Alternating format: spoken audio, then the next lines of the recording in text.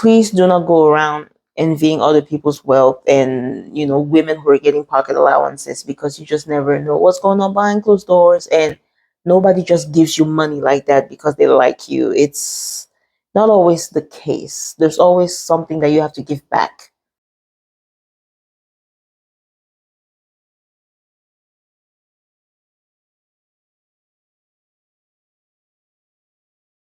Hi everybody, welcome to my YouTube channel. Welcome back if you've been here before.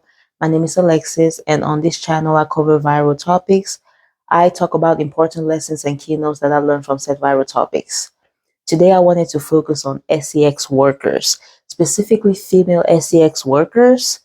The reason why I'm making this video, like what inspired me to make this video today, was because of the latest lawsuits that came out about P. Diddy. And there were three women who were mentioned in the lawsuit to be his S3X workers. So he was paying them for S3X work, pretty much. And the reaction around that right there kind of surprised me. Like, I just felt like we were past those times where we were shaming women for being S3X workers. Like, I never knew some of those old ways were still around. And I'm also going to say there wouldn't be any S3X workers if there was not a clientele. Like, S3X work have been around since the beginning of time. And things are now being a little more pushed to the forefront, but that's only because of our introduction to social media and television and things like that.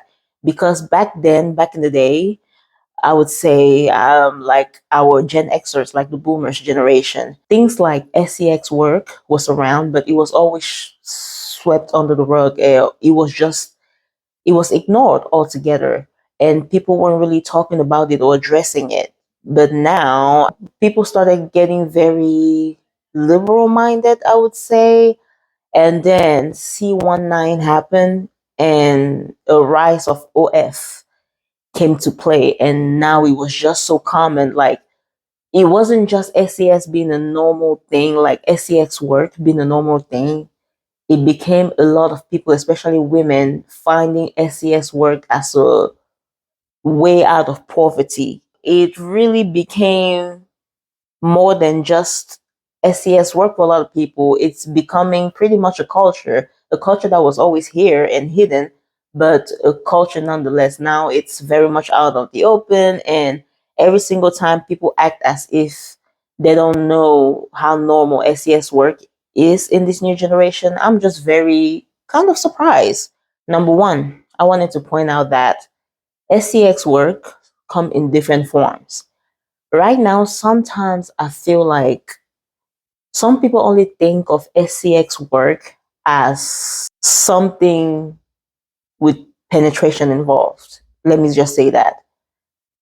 It's not always the case. SCX work, it's not just prostitution. I feel like when people think of SCX work, they think about a girl standing on the corner of the street and a man picking her up, and she tells him her price, and he decides if he can pay or not, or something like that. It's bigger than that, and it's more normal in society than we could think. Like, SES work happens in our everyday life. Some of you actually participate in SEX work, not just as a client, but some of you don't even realize that.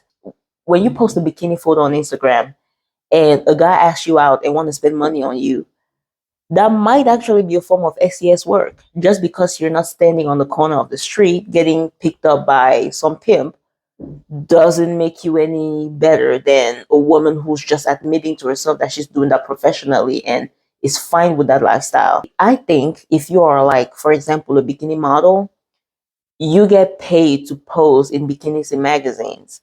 You might just pose in a bikini for a magazine and get your money, but there's a lot of men out there who are using your pictures to, you know, do things to themselves.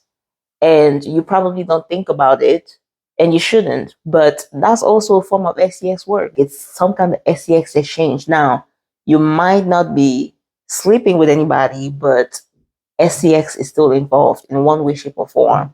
So I feel like right now, for some reason, people are looking at S3X work as something like dirty and bad, and some people don't even realize that sometimes S3X work comes in very simpler forms that society embraces but just don't look at as S3X work. My second takeaway from this whole thing is that people are very much okay with S3X work as long as it's not called that specifically. We praise S3X workers all the time. Men especially praise S3X workers all the time. Like some of y'all's favorite reality stars. Like I've watched some episodes of Love Island and they're always half naked.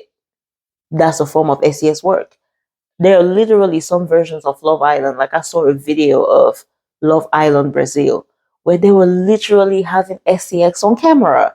Some of you don't realize that you criticize S3X work so much, and your favorite Victoria's Secret model can be considered a S3X worker because a lot of Victoria's Secret models are half naked walking on a podium. We call it modeling, right? Like we just call it modeling, but it is in fact S3X work. So if somebody was to call it S3X work, I'm pretty sure people will be uncomfortable with it. But if it's modeling, then that's okay. Reality TV stars, like I mentioned, we call them reality TV stars, but it's a lot of S3X work going on those reality TVs. Like you see a lot of naked bodies around, and you hear a lot of vulgar language. Sometimes on reality TVs you can hear audio sounds of people having intercourse and things like that. That's still S3X work. So as to a lot of people, as long as it is not called S3X work, people are fine with it. And I'm just very confused about that. S3X work is S3X work. People need to learn how to be just comfortable with the term S3X work because it's not going anywhere. And plus, a lot of people are already participating in it. My next point is that I am really starting to realize that a lot of times S3X work comes with other shady businesses. I'm noticing that a lot of women who work at, for example, strip clubs sometimes end up getting involved in DRUG dealings and things like that. So, according to the lawsuit against P. Diddy, Carisha or Young Miami was smuggling pretty much. And it seemed as if it's impossible to be in the S3X work business and not have any other shady dealings going on. It might be impossible to just be, I mean, I'm sure it's not impossible, but a lot of S3X workers are not just that. They're not just S3X workers. They do so many other work, side hustles, if you may say, that are not legal. My next point is I feel like the more we normalize S3X work, we also need to respect people who do not want to participate in that kind of lifestyle. Now, I know I said a lot of people are embarrassed by it.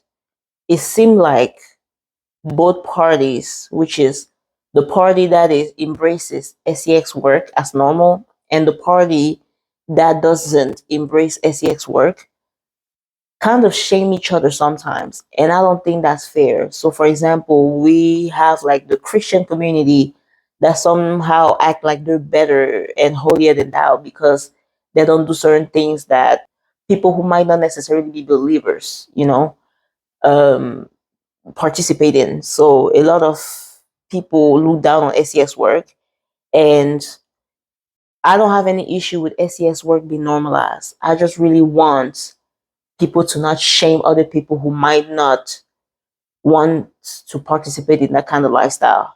I think we need to grow into a society that just let people be and do what they please and not have to hide behind closed doors to do as they please, as long as it's legal, as long as what you're doing or as long as what you like to do doesn't hurt other people.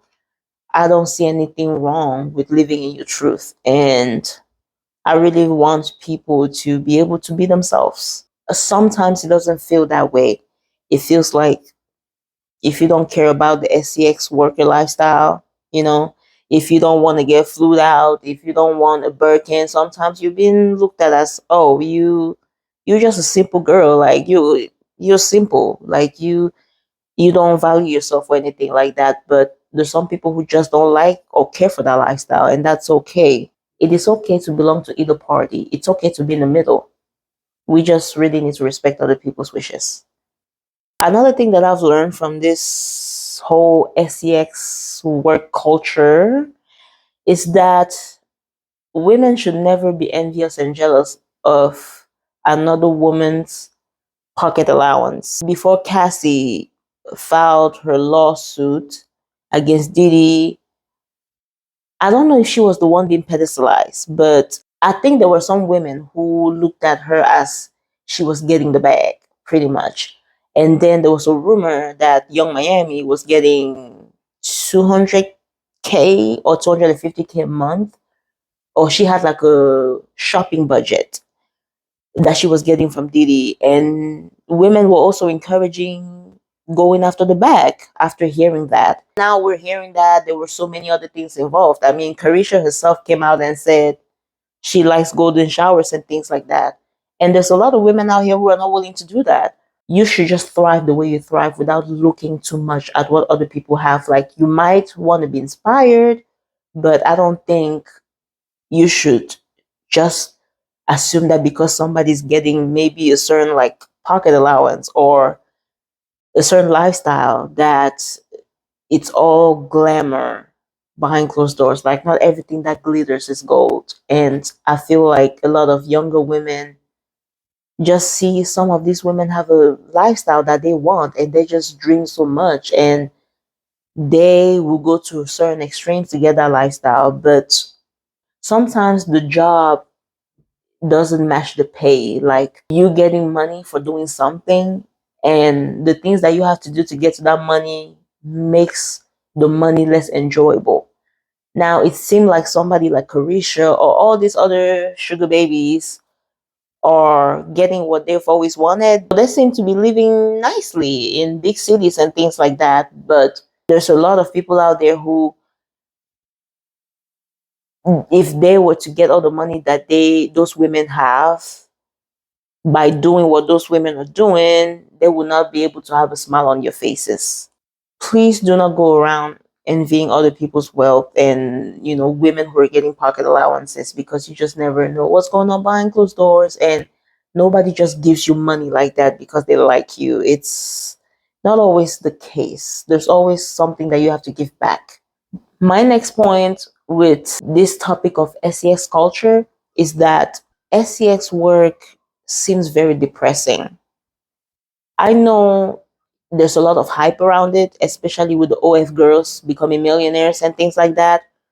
But again, at what cost?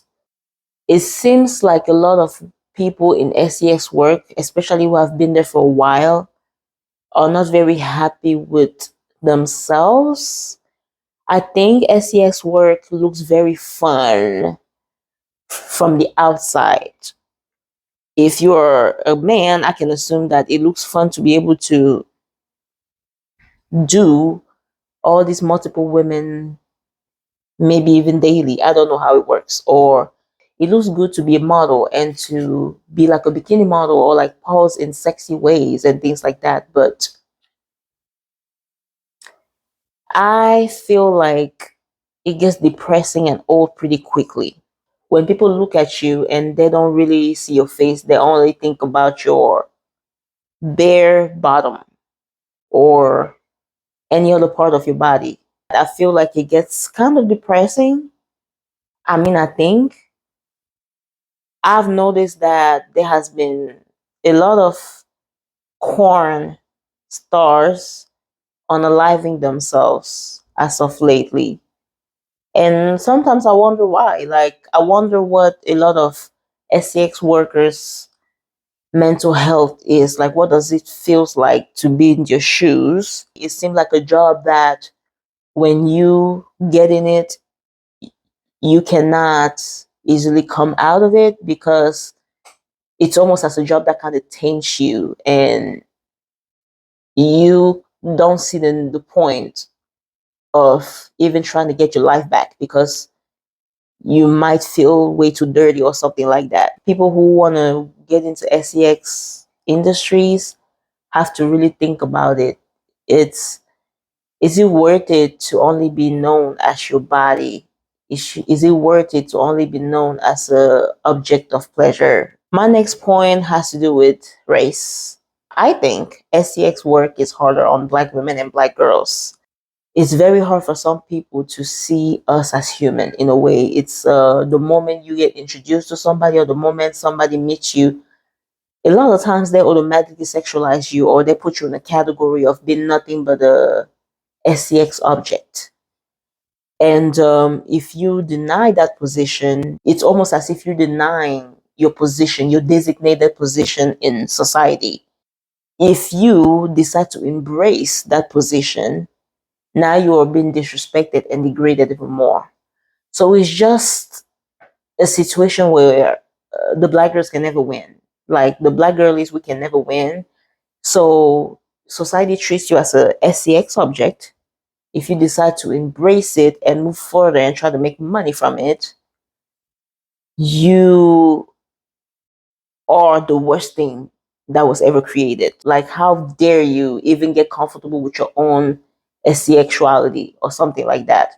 But if you decide to reject that notion and you decide to find a different route, maybe education or something like that, now you're being looked at as a problem because you're not doing what everybody's expecting you to do. So it's just a lose-lose situation for a lot of black girls and black women. And maybe some people might say that Young Miami was always the most popular or the loudest of the sugar babies.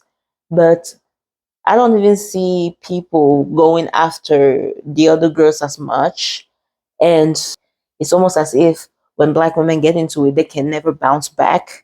But we can see other groups of women, especially white, making tons of money and building empires from a SCX tape. I mean, look at the Kardashians. The whole Kardashian empire was built from that one SCX tape that wasn't even by accident. It was actually done on purpose just for them to gain popularity. And I think somebody like Paris Hilton has one as well. This is just one of those other industries where if you are black, you can join, but you are very much going to be disrespected and sometimes overlooked and mistreated, etc. It's just, you can never win. You choose that route, the folks hate you. You don't choose that route, they hate you, but just for another reason. My next point is a lot of new SCX workers are not about their life. I am feeling as if sometimes when people, especially younger women, get into SCX work, they don't know what they're getting themselves into. And when things go south, they take it to social media and they complain, as they should. But people need to do your research and ask questions before getting into industries like this. I just don't think there should be as much complaining as I hear sometimes about SCX work when it comes to girls who have decided to be in the industry. I'm not saying that you cannot talk about your experience and what you go through, but it's just sometimes it feels like some of the girls like to complain and some of the girls never knew what they should expect. So many younger girls don't even know what they're doing and they're just going into the industry eyes closed, or they don't even know that they're getting into the industry because so many things are normalized and packaged as not being SCX work. And before you know it, the people who are dragging you into the industry want more and more from you, and you end up being a full-blown SCX work that you never expected to be. Because like I said, there are different type of SCX work, but I think the worst type that people fear is the one where you are so violated and degraded that even the money that you make probably doesn't even feel right. You really have to do research. This is not like an easy industry. Like, I hope nobody thinks just because I'm having SEX for free, why wouldn't I be doing it for money? Like, it's not that simple. It's not that easy. And I really want people to be able to do some research before diving into that kind of industry. We have now made it to the end of the video. I am very grateful for all of you, especially those of you who made it to the part of this video. Thank you so much again. My name is Alexis, and I will catch you in the next video. Bye.